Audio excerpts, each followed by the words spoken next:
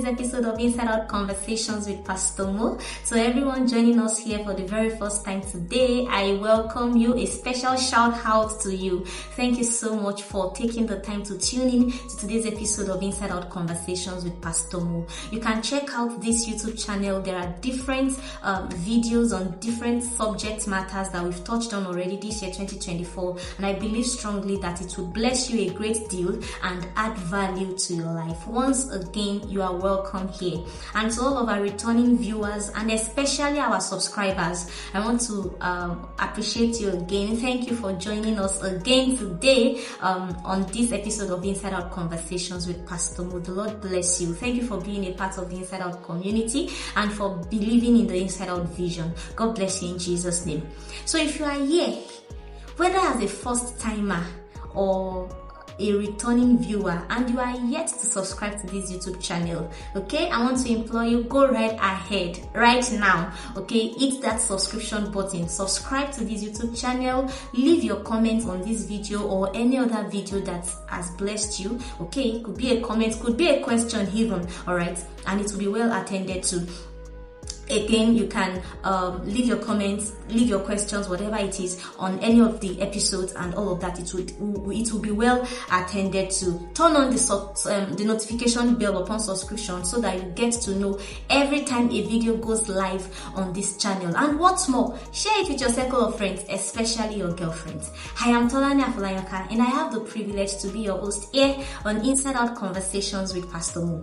So in the last episode, we started this series on emotional intelligence, and in that episode, I spoke to you about how to stay in control, how to stay in charge, how to regulate your emotions. If you are yet to see that episode, at this point, I would mention that you should pause this video and go back to that episode, because what I'll be doing today, like always, is to build a little bit more on what has already been built. All right, so you need to go to that episode to see where we are coming from, and then so you can flow into, you can get into the flow. Yeah, so quick, just do that, pause this video, go to the episode, and then come back to catch up. All right, today, still on the series Emotional Intelligence, I'm talking to you on what I've titled Relating with Difficult People by Emotional Intelligence. Relating with difficult people by emotional intelligence. All right, if you remember well, in the last episode where we defined emotional intelligence, we defined it as your ability to perceive and control your own emotions, and as well understand other people's emotions. All right, so two things.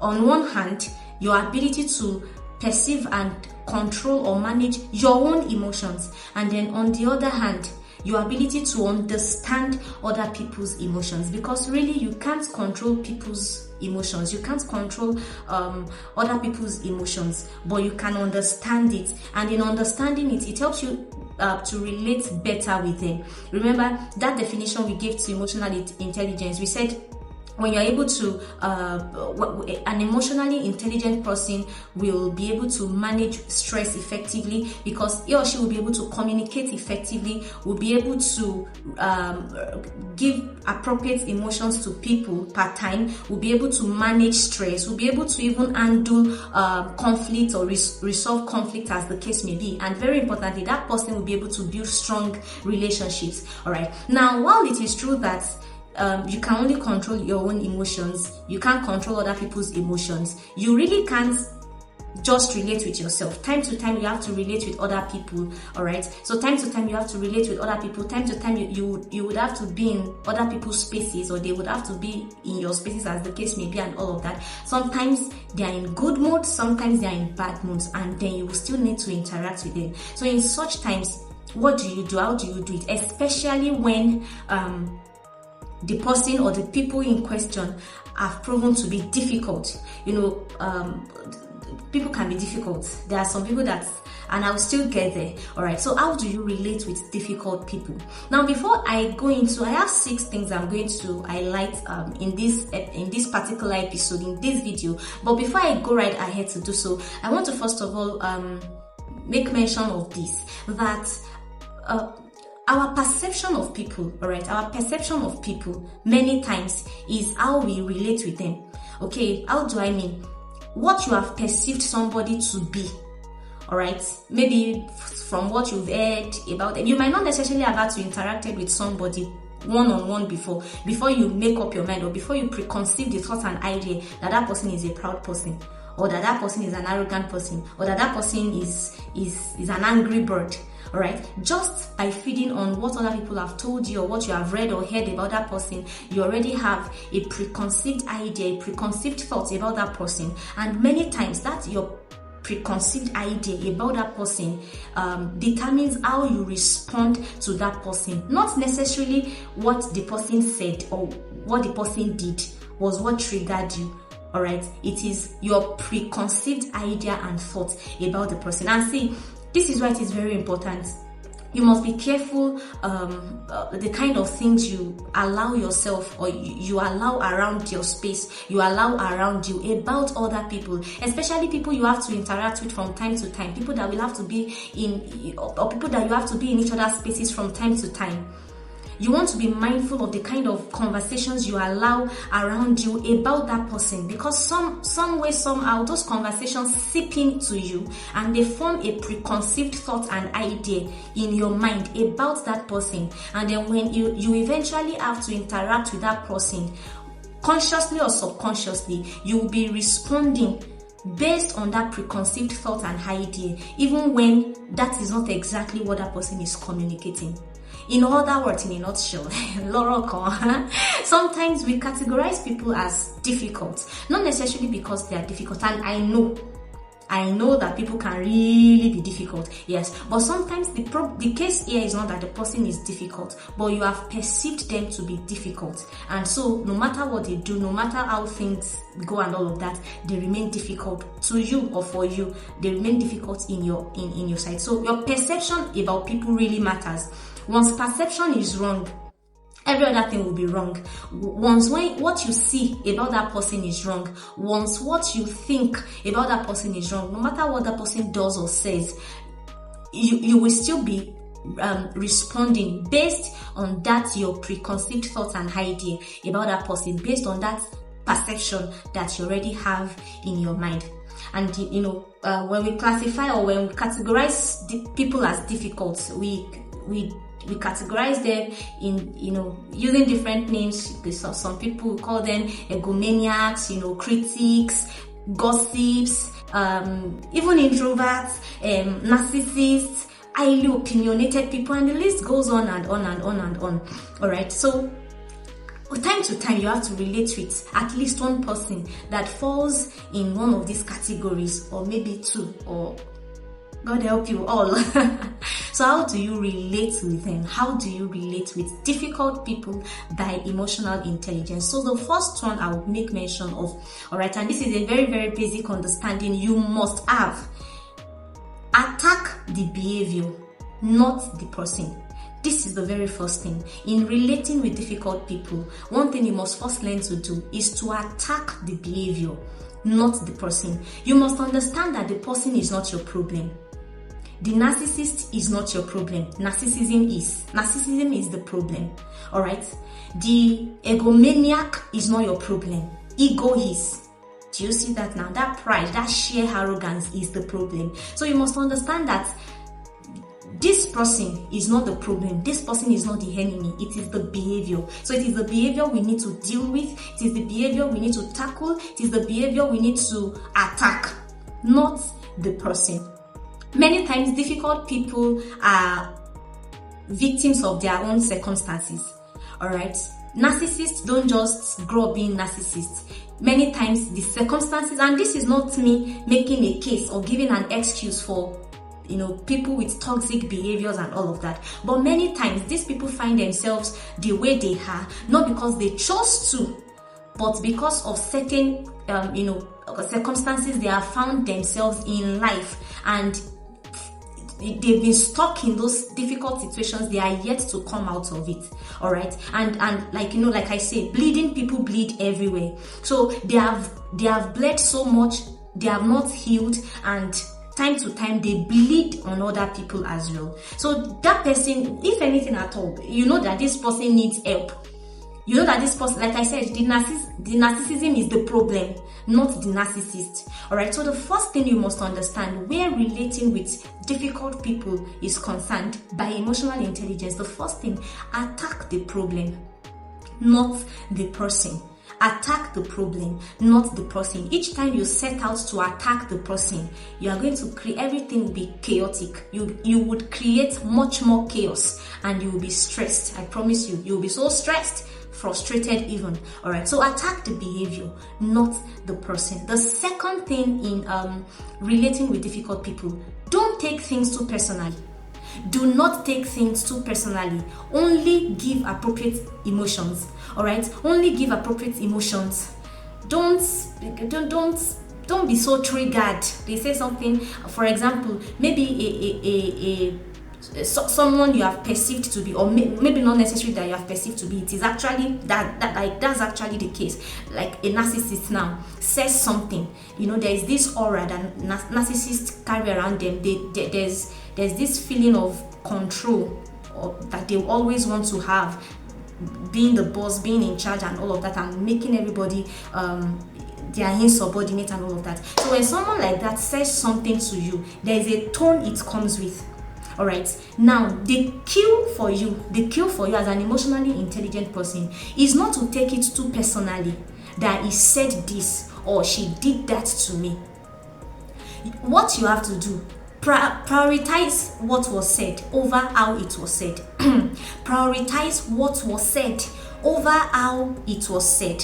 Alright, when you hear what was said instead of how it was said, you'll be able to like, okay, so okay, this, I need to make this correction, I need to adjust this and all of that. But when your priority or primary concern is how it was said over what it was said, you will lose the whole essence of that conversation. And instead of you to be able to make the most of the situation, everything will just become problematic, and you'll be stressed, mentally stressed and all of that. So don't take things too personally in dealing with difficult people. You already know that this person is a special case and all of that. So don't take their words or their actions to heart more than you ought to. Only give appropriate emotions, and it could be on either hands, whether the negative or the positive. For example, a gossip or a talkative, someone that exaggerates, or someone that talks a lot, and you know there's a lot of flattering here and there. I mean, nobody can do this better than you. Don't let it get into your head. Don't take it too personally. Just read in between the lines, hear what is being said, leave how it is being said alone. Take the lessons and move.